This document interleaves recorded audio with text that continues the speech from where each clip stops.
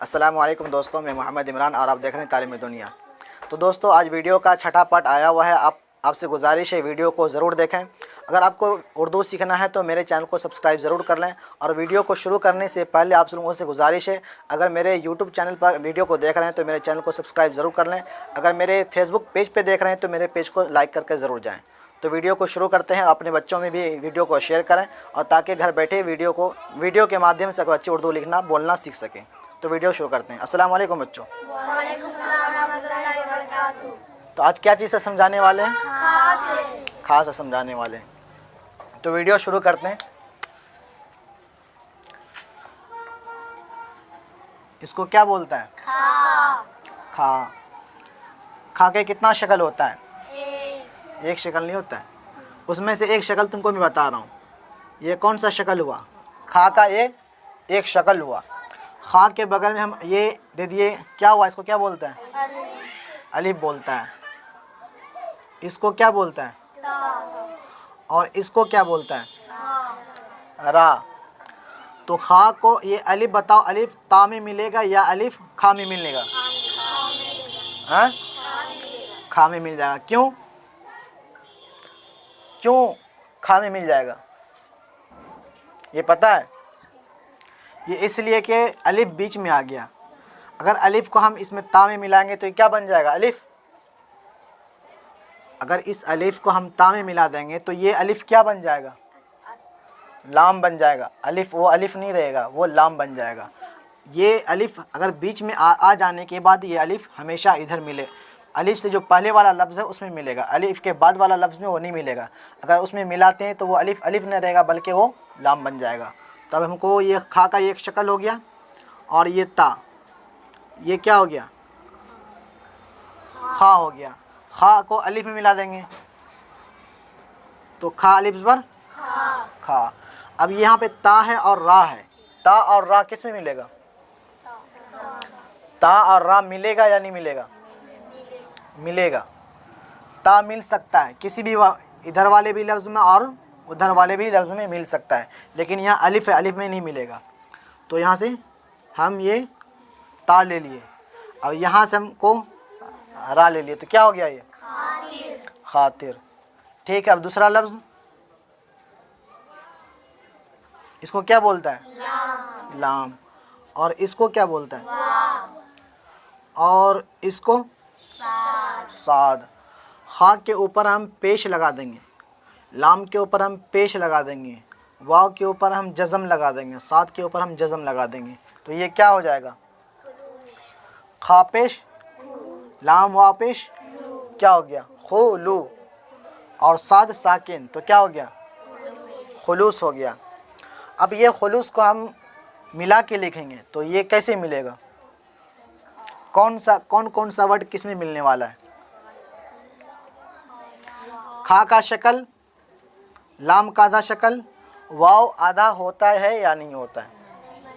वाव आधा नहीं होता है। वाव हो गया, रा हो गया, दाल हो गया, ये सब अपने आखिर वाले जो आखिर में आता है तो अपना शक्ल पूरा लेके आता है।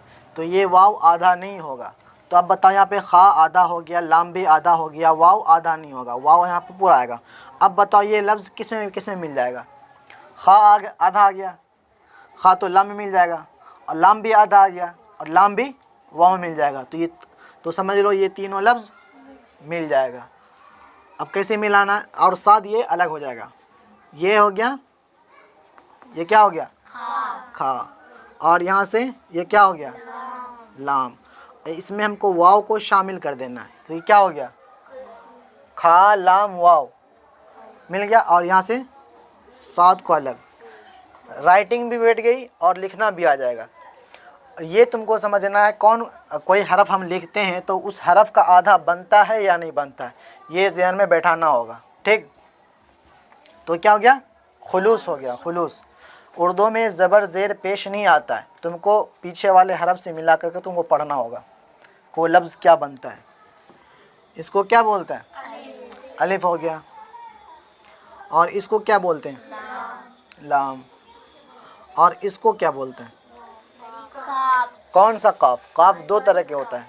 ये हो गया बड़ी काफ, तो ये खा के ऊपर हम ज़बर दे दिए, अलिफ के ऊपर हम जज़म दे दिए, लाम के नीचे ज़ेर दे दिए, काफ के ऊपर, तो ये क्या हो गया? खालिक। और ये बड़ी काफ जो आता है हिंदी में क्या आएगा? कौन सा को बनेगा? ये बड़ी काफ जो होता है हिंदी में कौन सा को इस्तेमाल होगा? का। एक ये को हो गया, ये छोटी काफ हो गया, छोटी काफ का ये वाला को, और बड़ी काफ का ये वाला को। समझ गए? जब भी खालिक लिखा आएगा तो ये ज़रूर बिंद आएगा हिंदी में। क्यों?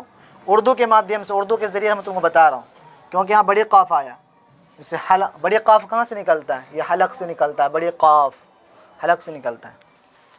अब बताओ ये अलिफ किस में मिलने वाला है? खा में या लाम में? खा में मिल जाएगा। क्यों? अलिफ बीच में आ गया। अगर अलिफ बीच में आ जाएगा तो वो अलिफ से जो पहले वाला लफ्ज़ है उसमें मिल जाएगा, अलिफ के बाद वाला लफ्ज़ में नहीं मिलेगा। तो खा का यहाँ शक्ल हो गया, ये हो गया खा, यहाँ से हम अलिफ उठा दिए तो खा अलिफ बर।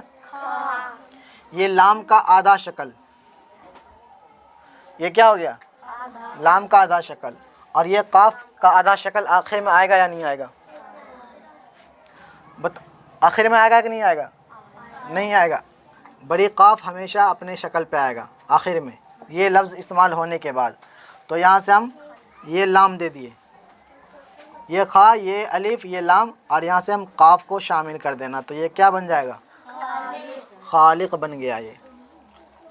ठीक है, समझ गए? और दूसरा वर्ड इसको क्या बोलता है? इसको क्या बोलता है? इसको क्या बोलता है? इसको क्या बोलता है? और ये तो ये क्या बन गया? खानदान। खालिजबर नून साकिन क्या हो गया? खान। दाल अलिजबर नून साकिन क्या हो गया? दान। खानदान। अब इस खानदान, यहाँ देखो अलिफ आ गया बीच में, तो ये लफ्ज़ अब इसमें मिल जाएगा, इसमें नहीं मिलेगा। और नून का देखो शक्ल, ये हो गया नून, और ये दाल का देखो शक्ल, ये दाल हो गया। अब बताओ ये लफ्ज़ किस में मिलेगा? अलिफ तो हमेशा अलग आएगा, दाल के साथ मिल नहीं सकता है अलिफ। नून तो अलग हो जाएगा, क्योंकि नून अलिफ के साथ मिल नहीं सकता है। अगर नून इधर रहेगा तब ये अलिफ में मिल जाएगा, अलिफ के बाद नून है तो नून अलिफ में नहीं मिलेगा। और दाल से पहले अगर रहेगा ये अलिफ तो वो लाम बन जाएगा। तो दाल के बाद अलिफ है तो अलिफ भी दाल में नहीं मिलेगा, क्यों? दाल आखिर में है और वो अपने शक्ल के साथ आएगा। तो बता इसमें कौन कौन सा लफ्ज़ किस में मिलने वाला है? तो यहाँ देखो खालिजबर, ये नून हो गया, ठीक, और यहाँ से दाल हो गया, और यहाँ से अलिफ हो गया, ये तो क्या हो गया? खानदान हो गया। ये लफ्ज़ समझ गए? अब इसको क्या बोलते हैं? और ये कौन सा लफ्ज़ हुआ? बड़ी शीन। और ये कौन सा लफ्ज़ हुआ? या। को खा के ऊपर पेश दे दिए, खा हुआ पेश, शीन के नीचे ज़ेर, या के ऊपर जज़म, तो ये क्या लफ्ज़ हो जाएगा? खुशी नहीं, खुशी, बड़ी शीन से। हाँ, खुशी। अब ये जो बड़ी शीन है हिंदी में ये कौन सा शो इस्तेमाल होगा? ये जो शीन हुआ हिंदी में ये वाला इस्तेमाल होगा, ठीक है? हाँ, ये वाला इस्तेमाल होगा हिंदी में। जब भी किसी का नाम आएगा हिंदी में, जैसे खुशी हो गया, बड़ी शीन से अगर किसी का नाम है तो ये वाला इस्तेमाल होगा हिंदी में। तो खा, और यहाँ से ये क्या हो गया? खा हो गया, और यहाँ से हमको वाव में मिला देना है, तो ये क्या हो गया? और यहाँ पे देखो ये शीन का शक्ल हो गया, एक शक्ल हो गया शीन का, तो अब शीन या में मिलेगा या नहीं मिलेगा? मिलेगा। तो ये शीन, ये तीन शोशा हो गया शीन का, ये शोशा जो होता है लकीर। अब यहाँ से हमको या दे दिए तो क्या हो गया? खुशी हो गया। ये लफ्ज़ समझ गए? खा के बगल में अलिफ दे दिए, अलिफ के बगल में दाल दे दिए, दाल के बगल में मीम दे दिए, तो ये क्या लफ्ज़ बन गया? खादिम। तो खा का कितना कैसा शक्ल है? आधा शक्ल है, तो ये आधा शक्ल अलिफ में मिल जाएगा। और दाल आधा शक्ल होगा या नहीं होगा? यहाँ पे नहीं होगा। क्यों? दाल से पहले अलिफ है, तो अलिफ में मिलने वाला है नहीं दाल। तो दाल के बाद मीम है, तो मीम भी दाल में नहीं मिलने वाला है। तो दाल और मीम दोनों अलग हो जाएगा। तो खा अलिफ ज़बर, दाल भी अलग और मीम भी अलग। दाल मीम में नहीं मिल सकता और मीम भी दाल में नहीं मिल सकता है। तो ये अलग अलग लफ्ज़ हो गया। ये समझ गए? खा के बगल में अलिफ दे दिए, अलिफ के बगल में लाम के बगल में, तो ये क्या हो गया? खालिद नहीं, खालिद। हाँ, खालिद हो गया। तो खा का शक्ल हो गया आधा, तो आधा ये शक्ल ये अलिफ में मिल जाएगा। तो खा को हम अलिफ में मिला देना, खा अलिफ ज़बर। लाम का हम आधा शक्ल लिए, दाल का ये शक्ल हो गया। तो बता लाम दाल मिलेगा नहीं मिलेगा? मिलेगा। क्यों? लाम भी आधा हो गया और दाल का भी, ये दाल का शक्ल है, ये जो है ना ये दाल का शक्ल होता है, ये दाल का शक्ल है। तो ये लाम और यहाँ से दाल, तो ये क्या हो गया? खालिद। आज के लिए बस इतना ही। कल से इनका अगला वर्ड समझाएंगे। खा के बाद कौन सा वर्ड आता है? दाल। ठीक है। तो दोस्तों, अगर मेरी वीडियो आपको अच्छी लगे तो वीडियो को आगे ज़रूर शेयर कर दें और अपने बच्चों में भी शेयर करें, ताकि घर बैठे वीडियो के माध्यम से घर बैठे उर्दू लिखना बोलना सीख सके। और आपसे गुजारिश है, अगर मेरे इस वीडियो को यूट्यूब चैनल पर देख रहे हैं तो मेरे चैनल को सब्सक्राइब कर दें। अगर मेरे फेसबुक पेज पर देख रहे हैं तो लाइक करके ज़रूर जाएँ पेज को।